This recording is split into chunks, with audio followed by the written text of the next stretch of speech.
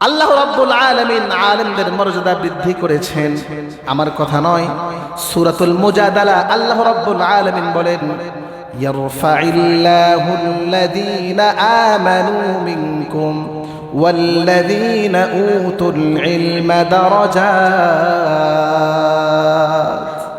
ইয়ারফাইল্লাহুল্লাযীনা আমানু মিনকুম, ও দুনিয়ার মানুষ, তোমাদের মধ্যে যারা ঈমান এনেছে, ওয়াল্লাযীনা উতুল ইলম, এবং যাদেরকে কোরআন এবং হাদিসের জ্ঞান দান করা হয়েছে, দারাজাত, আল্লাহ রাব্বুল আলামিন তাদের মর্যাদাকে বৃদ্ধি করে দিয়েছে।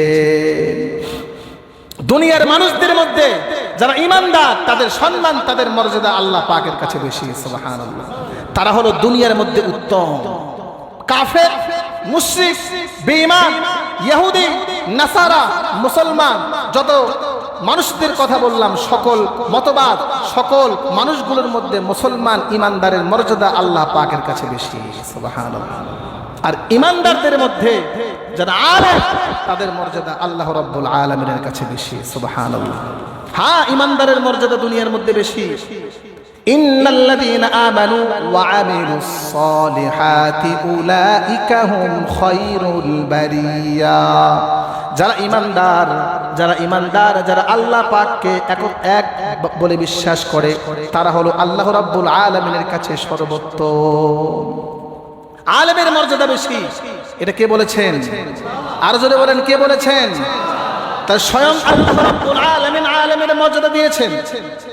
আমার ভাইরা, এই আয়াতের তাফসীরে আব্দুল্লাহ ইবনে মাসউদ রাদিয়াল্লাহু তাআলা আনহু বলছেন, মাদাহাল্লাহুল উলামা ফি হাযিহিল আয়া। এই আয়াতের মধ্যে আল্লাহ রাব্বুল আলামিন উলামায়ে কেরামের মর্যাদা, উলামায়ে কেরামের প্রশংসা করেছেন। বলেন সুবহানাল্লাহ। সংক্ষিপ্ত আকারে বলার চেষ্টা করছি, আলেমের মর্যাদা কেমন। আসমান জমিনের মধ্যে যত মাখলুকাত আছে, সকল মাখলুকাত আলেমের জন্য আল্লাহ পাকের কাছে দোয়া করে। বলেন সুবহানাল্লাহ। তাহলে কোরআন থেকে আমরা দেখলাম স্বয়ং আল্লাহ রাব্বুল আলামিন আলেমের মর্যাদা দিয়েছেন। রাসূল সাল্লাল্লাহু আলাইহি ওয়াসাল্লাম বলছেন, রাসূলের সাহাবী আবু দারদা রাদিয়াল্লাহু তাআলা আনহু থেকে বর্ণিত, তিনি বলেন, আমি রাসূলকে বলতে শুনেছি, রাসূল বলেছেন, ওয়া ইন্নাল আলিমা লা ইস্তাগফিরু লাহু মান ফিস সামাওয়াতি ওয়া মান ফিল আরদি হাত্তাল হিতানু ফিল মা।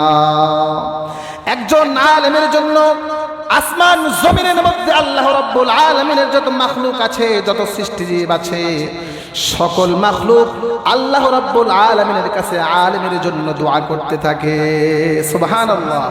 হাত্তাল হিতানু ফিল মা, পানির মধ্যে যে মাছ নড়াচড়া করে, যে মাছে বসবাস করে, এই মাছটাও পর্যন্ত আলেমের জন্য আল্লাহ রাব্বুল আলামিনের কাছে দোয়া করে। সুবহানাল্লাহ। বলেন সুবহানাল্লাহ। উলামায়ে কেরাম, এরা হলো আল্লাহ রাব্বুল আলামিনের পক্ষ থেকে নবীদের প্রতিনিধি। নবীরা দুনিয়াতে যেই সমস্ত দায়িত্ব পালন করেছেন, উলামায়ে কেরাম আল্লাহ রাব্বুল আলামিনের পক্ষ থেকে নবীদের প্রতিনিধি হয়ে পৃথিবীতে সেই দায়িত্ব পালন করে। এজন্য উলামায়ে কেরামের মাধ্যমে হাজারো মানুষ হেদায়েতের পথ প্রাপ্ত হয়, হাজারো মানুষ হারাম থেকে ফিরে আসে, হাজারো মানুষ অপরাধ থেকে ফিরে আসে। উলামায়ে কেরামের সোহবত আর সংস্রব থেকে হাজারো বেনামাজি নামাজি হয়। কথা বলেন ঠিক কিনা? হাজারো সুদখোর সুদ থেকে ফিরে আসে, হাজারো অপরাধী অপরাধ থেকে তওবা করে উলামায়ে কেরামের মাধ্যমে। এজন্য সমাজের মধ্যে কোরআন হাদিসের ভাষ্য অনুযায়ী উলামায়ে কেরামের সম্মান অপরিসীম। মুফাসসিরিনে কেরাম বলেছেন, নবী রাসূলকে যেই পরিমাণ সম্মান আর ইজ্জত দেওয়া দরকার, যেহেতু উলামায়ে কেরাম নায়েবে নবী, নবীর প্রতিনিধি, নবীর মতো উলামায়ে কেরামকেও সম্মান করা উচিত। আমার ভাইরা, আলোচনা দীর্ঘ করব না। কেমন সম্মান, কোরআন এবং হাদিস থেকে কয়েকটি বিষয় আমরা শুনব।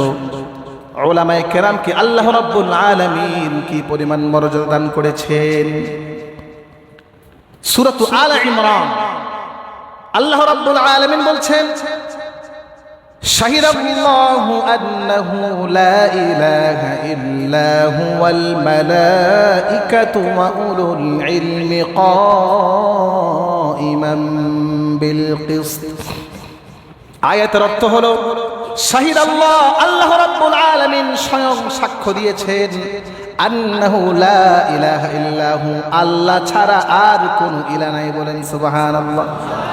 আল্লাহ ছাড়া আর কোনো উপাস্য নেই, আল্লাহ ছাড়া কোনো লালন পালনকারী নেই, আল্লাহ ছাড়া কোনো বিধানদাতা নেই, আল্লাহ ছাড়া কোনো সর্বশক্তিমান নেই। এই বিষয়ে স্বয়ং আল্লাহ রাব্বুল আলামিন সাক্ষী দিয়েছে। আল্লাহর সাক্ষী যথেষ্ট ছিল। আল্লাহ পাক নিজে নিজের ব্যাপারে সাক্ষ্য দিচ্ছেন যে আল্লাহ ছাড়া কোনো মাবুদ, আল্লাহ হলো চূড়ান্ত পর্যায়ের সত্যবাদী। আল্লাহর কথার উপরে, আল্লাহর সাক্ষীর উপরে আর কারো সাক্ষীর প্রয়োজন হয় না। তারপরেও আল্লাহ রাব্বুল আলামিন বলছেন ওয়াল মালাইকাতু ওয়া উলুল ইলমি কাইমান বিল কিসত।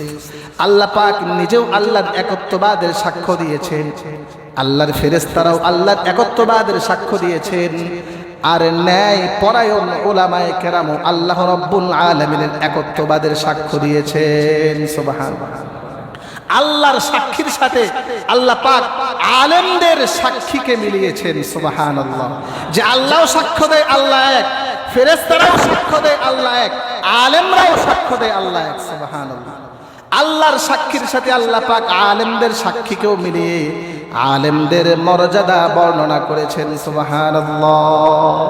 শুধু তাই নয় আমার ভাইরা, সমাজের প্রত্যেক মানুষ, দুনিয়ার প্রত্যেক মানুষ যারা ইসলাম ধর্মাবলম্বী, যারা ইবাদত করে, আল্লাহর আদেশ নিষেধ মেনে চলে, প্রত্যেক মানুষ তারা আলেমের মুখাপেক্ষী। সুবহানাল্লাহ। কারণ দুনিয়ার মানুষ যখন ইবাদত করতে যাবে তখন এই ইবাদতের ফরজ, ওয়াজিব, বৈধ, অবৈধ এই সমস্ত জ্ঞানের দরকার আছে না নাই? এই সমস্ত জ্ঞান কার থেকে শিখবে? আলেমদের কাছ থেকে। ব্যবসা করতে যাবে, ব্যবসার মধ্যে হালাল হারামের মাসআলা আছে, বৈধ অবৈধের বিষয় আছে, এই সমস্ত বিষয় শিখবে কার থেকে? জীবন চলার পথে আল্লাহ পাকের নির্দেশনা, আল্লাহ পাকের আদেশ, আল্লাহ পাকের নিষেধ প্রত্যেকটা শিখতে হবে কার থেকে? আল্লাহ রাব্বুল আলামিন কোরআনুল কারীমে সেই কথা বলেছেন ফাসআলু আহলাদ যিকরি ইন কুনতুম লা তা'লামুন। আল্লাহ বলছেন ফাসআলু আহলাদ যিকরি, ও দুনিয়ার মানুষ, ইন কুনতুম লা তা'লামুন, কোরআনের বিষয়ে, শরীয়তের বিষয়ে তোমাদের যদি কোনো জ্ঞান না থাকে, তোমরা যদি নামাজের মাসআলা মাসাইলের বিষয়ে না জানো, তোমরা যদি রোজার মাসআলা মাসাইল বিষয়ে না জানো, ফাসআলু আহলাদ যিকরি, তাহলে উলামায়ে কেরামকে জিজ্ঞাসা করো। সুবহানাল্লাহ। তাহলে দুনিয়ার প্রত্যেকটা মুসলমান যারা কোরআন হাদিসের জ্ঞান নাই যাদের কাছে, তারা প্রত্যেকে আলেমের মুখাপেক্ষী। রাইসুল মুফাসসিরিন, দুনিয়ার সকল মুফাসসিরিনদের সরদার, সকল মুফাসসিরিনের নেতা আব্দুল্লাহ ইবনে আব্বাস রাদিয়াল্লাহু তাআলা আনহুমা বলছেন, এখানে আহলুল জিকির দ্বারা উদ্দেশ্য হলো আহলুল কোরআন। সুবহানাল্লাহ। আহলুল জিকির মানে যাদের কোরআনের বিদগ্ধ জ্ঞান রয়েছে, হাদিসের গভীর জ্ঞান রয়েছে, ফিকহের জ্ঞান রয়েছে, আহলুল জিকির দ্বারা তারাই উদ্দেশ্য। সুবহানাল্লাহ।